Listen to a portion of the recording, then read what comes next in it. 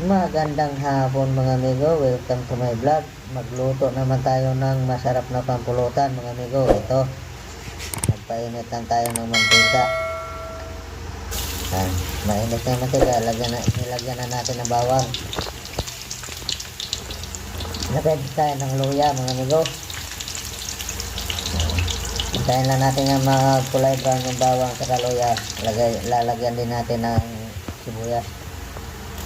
Yan, lagyan na tayo ng sibuyas mga amigo.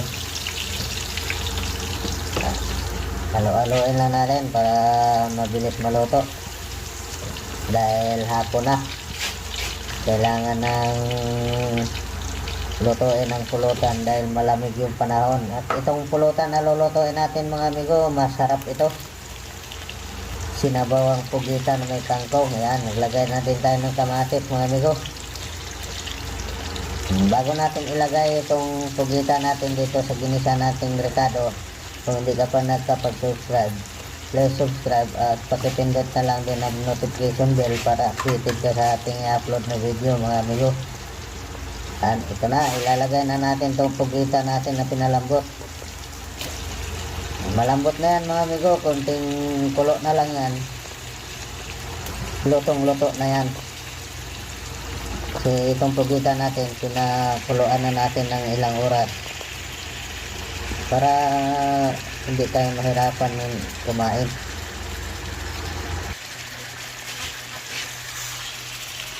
Sasabawan natin dahil kailangan natin ng mainit na sabaw dahil malamig yung panahon.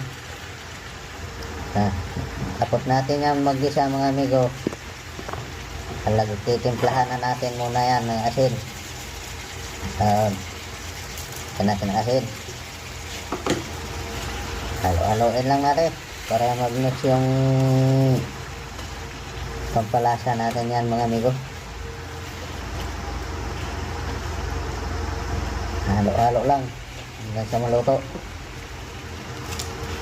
Maglagay din tayo ng magic sarap mga amigo. Isang pack na magic sarap nilagay natin para malasang malasa yung niluluto natin pampulutan. Ito na, ilagay ko na yung pinagpakuluan niya sabaw. Hindi ko tinapon yan kasi nandyan yung lasa niyan. Lagay din tayo siling green mga amigo para pampabango. Ayan, ito na ang sinabawan nating pugita. Maya maya yan, ito na, ilalagay na natin yung kangkong. Maya maya yan, sigurado na lutong luto na yan. Lulutuin lang natin tong kangkong natin mga amigo, yung gulay. Kaya nilagyan ko yan ng gulay dahil pag may sobra nyan, iulam natin ng panghapunan. Double purpose yan mga amigo.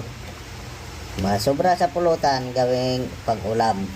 Okay na mga amigo, ilulubog lang natin tong kangkong para maluto na siya. Halo-haloin lang. Tuloy lang sa paghalo para agad maluluto dahil nauhaw na. Gusto nang humigop ng mainit na sabaw na malamig yung panahon. Okay na yan mga amigo, nalubog na yung kangkong natin. Hintayin lang natin kumulo ng konti. Hindi rin natin lutuin ng matagal yung kangkong kasi coconut din yan. Hindi na natin takpan yan mga amigo para hindi ano yung kangkong natin.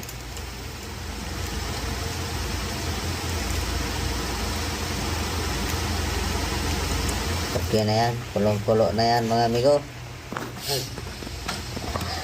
Lagay na tayo ng pangpaasim, itong magic sinigang. Ang ginamit natin yung sinigang mix niya mga amigo, yung hipon.